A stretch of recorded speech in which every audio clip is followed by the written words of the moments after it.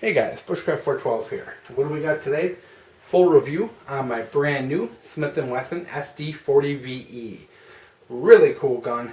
Really enjoying it. I haven't had a chance to shoot anything other than one box of ammo through it because we are in a severe ammo shortage here in New York. But it did perform flawlessly so far. Let's talk about the specifics on this gun and why this gun is so cool. This gun is often compared to, as well as some of the other Smith & Wesson Sigma lines. This is not the Sigma, this is the SD. A little bit of an upgrade. Is kind of we'll get into the history in a bit, but very often compared to and called a poor man's Glock. Polymer frame pistol with no external safety. The safety is in the trigger, the same as a Glock. Striker fired, double action only, striker fired gun, just the same as a Glock. Very similar, and not only that, but if you look, the takedown, same as a Glock. The trigger, has a hinge in it. Glock has that little secondary trigger in this. This has a hinge. You can see that little hinge there, and you have to be able to press the trigger to make it fire. So very similar construction to a Glock, and in fact there was a lawsuit against Smith & Wesson in the 90s regarding the Sigma line being basically a patent violation of the Glocks. This gun, brand new, just came to the market about 6 months ago. It's the SD40VE. They also have it available in 9mm, and that's called the SD9VE. Basically what Smith & Wesson did was took the Sigma line and the SD line and merged them together to form basically a budget line of guns that has more middle of the line features, which I think is a really good idea for the marketplace because the gun is it's a really excellent gun for the price. I paid $375 for this. You can obviously get it cheaper. Prices are a little inflated right now because of the current political climate. Mine came with two 10-round magazines, however. Smith & Wesson does normally in non-communist states ship them with 14-round magazines, and I believe that's for both the 9 and the 40. Reliability, I only put 20 rounds through it, to be honest, but all 20 rounds went bang, no problems, no issues. But long-term reliability we're going to see. We have to wait until this ammo shortage dies down before I can give it further testing. My initial review, of course, no reliability issues so far. Magazines, no problems there. Accuracy, this it's not a competition gun, guys. It's not something you're going to bring and win a competition. It's a budget gun. It's not as accurate as a Glock by any way, shape, or form. It's average accuracy. It's a 10-yard gun. That's about it. 10, maybe 15. If you really spend some time to get to know the trigger and really spend some time shooting this, you can probably become pretty accurate with it.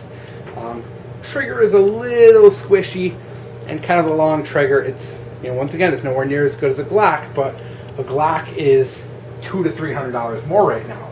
And just a little side note, Glocks are officially selling here in New York for $750.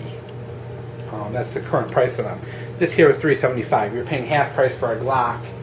You're not going to get, everything's not going to be as nice as a Glock. So I really found this to be, what people kind of say of it as it being a poor man's Glock, to be very true. The function is pretty much the same. This gun model is only 6 months old, so we're not going to know if there's reliability issues for a little while yet to come. You read some issues with it on the forum, but it is kind of tough to tell because people on the forums, you don't know if they're talking about the original SD line or the Sigmas or this new SD40VE, so I'm not very trusting of what I'm reading on the forums about this gun right now because they're all named. The naming is so similar, the SW40VE and then the SD40VE. If someone makes a mistake, So I'm not going much on the forums at this point. There's still a new gun, but this one fires great. Great ergonomics, great feel in the hand. Love the hand feel on this gun. Fits my hand very well. 3-dot sights. Very good sight picture. Love the sight picture on it. No problems with it all so far. I really think, it's got a rail on the bottom for accessories. I don't really use that kind of stuff. One of the cool things I do like about this gun is it is pretty ambidextrous. Being a lefty, a lot of times you have issues with guns, and when you're shooting this with your left hand, for me to release the magazine, I can actually reach it. Tough to see, but I can reach it very easily with this finger. So if I am doing it, I can actually release it without taking my grip away, which a lot of guns I'm not able to make that reach to hit the mag release. So wanted to point that out. The slide release, once again, I can catch it with my finger, but it's not very easy for a lefty. And I do like that it does have the little thumb ramps here on the frame for your grip. It's kind of neat. I do kind of like that. Very aggressive cutouts in the slide here for grip. So it has a very good grip, even when it's wet. You know, I went out shooting when it was really cold and kind of snowy, and love those cutouts on the slide. Really makes it convenient. Sights are, of course, adjustable. Did not adjust them. They were a little off, not much, but I didn't want to mess with them yet because I've only fired one kind of ammo through this thing. So overall, so far, I really like the gun. You know, trigger's probably the worst part of the gun. This hinge trigger definitely takes a little getting used to, and the trigger is pretty squishy. We'll fire that off once. You can see we are empty, so you can see the trigger.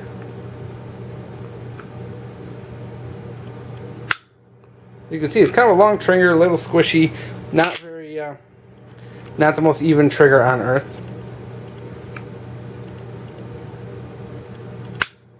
And it's kind of a hard trigger. It's definitely going to take some getting used to, guys. So, with that said, though, at $375, it's a terrific gun. I really think it's a decent quality, and I really hope that the long-term reliability is good as well. And I'm going to keep shooting it, and I'll do an update down the line once I'm able to find more ammo. But cool gun, and like I said, this is basically a cheap Glock. It's an inexpensive Glock. You're not getting the quality of a Glock, but function and form and all that are pretty much identical.